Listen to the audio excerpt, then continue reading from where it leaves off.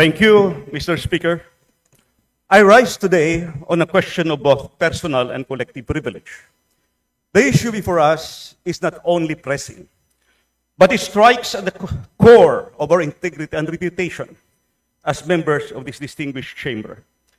This matter demands our immediate attention because it affects each and every one of us, personally, as representatives elected by our constituents, and collectively as stewards of the House of Representatives. Specifically, I refer to the main editorial page, published yesterday, August 10, 2025, on page 6 of the Philippine Star entitled Investigating the Shameless, which states, and I quote, "It's been 2 weeks since President Marcos initiated a shame campaign against public officials and their accomplices in the private sector, who have been pocketing funds meant for flood control projects. To this day, it's unclear who or which agency is conducting a probe. The Commission on Audit is mandated to review such projects, although various quarters have pointed out the difficulty of auditing flood control interventions, particularly dredging and desilting bodies of water. It's not the Department of Public Works and Highways conducting the probe. The President has clarified, although the DPWH is drawing up the list of the flood control projects supposedly completed or under implementation in the next 3 years. The President issued the clarification amid observations that DPWH personnel themselves are being implicated in what he described as palpak and guni-guni, or defective and imagined or non-existent flood control projects.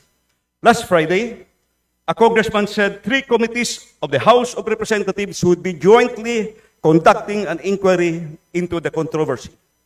The TRICOM is interested particularly in questioning Senator Panfilo Lacson and Baguio City Mayor Benjamin Magalong about their statements linking lawmakers to anomalous flood control projects, anomalous flood control and other public works projects. While the public is interested in finding out the extent of the corruption that the President highlighted in his recent State of the Nation address, questions have been raised on the propriety and impartiality of lawmakers conducting an inquiry into anomalies that could implicate members of Congress. Eyebrows were raised when lawmakers applauded lustily as the President in his sonnet told crooks pocketing funds for flood control to have shame, mahiya naman kayo. Magalong has expressed readiness to face the probe and substantiate his stories about brazen corruption. He stressed, however, that he should be treated not as a respondent in a criminal or administrative complaint, but as a resource person. Can the House do this? The President, back from his latest overseas trip, can designate a body that can carry out an impartial and credible audit of flood control projects. He can speed up the designation of a new ombudsman and task state prosecutors to help in determining corruption in flood control. After his much uploaded job at the shameless, the last thing he should want is to be accused of protecting shameless, sacred cows and of complicity in a cover-up. End of quote. Mr. Speaker, the issue before us strikes at the very heart of our responsibilities. Not just as individuals, not just as individual lawmakers, but as united guardians of the integrity of this venerable chamber. The House of Representatives is not only the seat of legislative power, it is a sanctuary of our people's trust. Every member has a sacred duty, a solemn obligation to uphold its honor, defend its name, and to ensure that its integrity remains unblemished. I rise today not to cast aspersions on this House, but to bravely defend its honor. Not to shame it, but to safeguard the public trust that our constituents have vested in us. Our duty transcends beyond personal reputation. It is a collective calling to preserve the dignity of this institution. Let us remember that the President himself, in his State of the Nation address, condemned the shameless who robbed from the people, castigating them, mahiya naman kayo. The entire audience, including members of this House, uploaded those words in good conscience. But now, the public asks, if Congress investigates, can the investigation be trusted when some of those accused are congressmen themselves? This is the difficult question, one that cannot be ignored or swept aside, for the credibility of this House depends on our willingness to confront it. Silence will not shield us from doubt. Only truth and transparency can do so. Yes, it is true. We possess the constitutional authority to investigate in aid of legislation.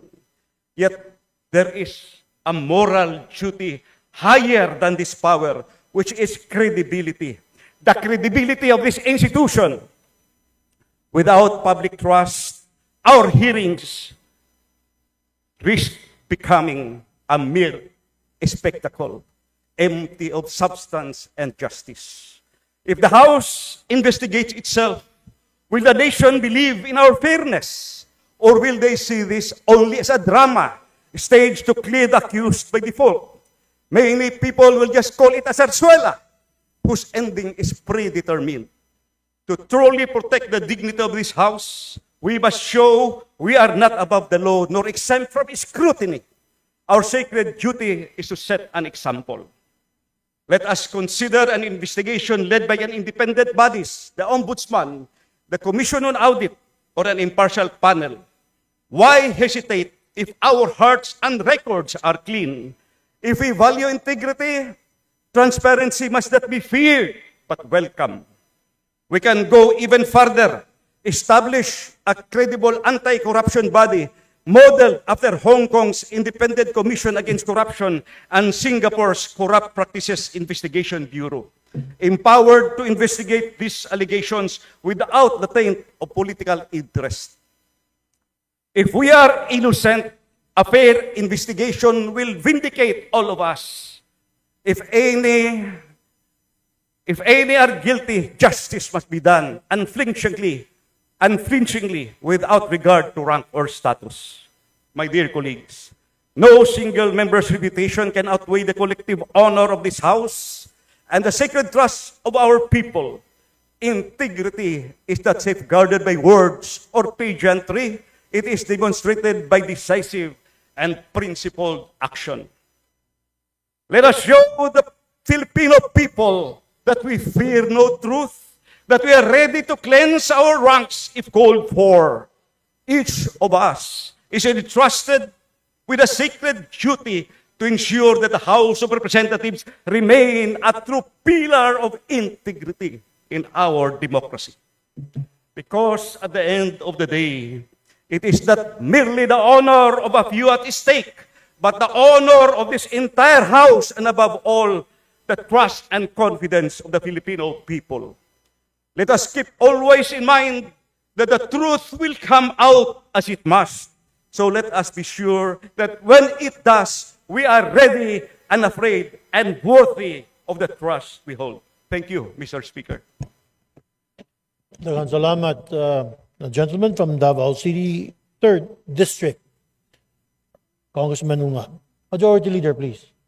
Mr. Speaker, on the matter of personal and collective privilege by Representative Ungab, I move that we refer the speech of the Honorable Ungab to be referred to the Committee on Rules for appropriate action.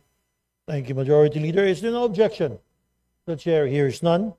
The motion is approved. The matter of the privilege, question of privilege, speech of Honorable Ungab as well, referred to the Committee on Rules for its appropriate action.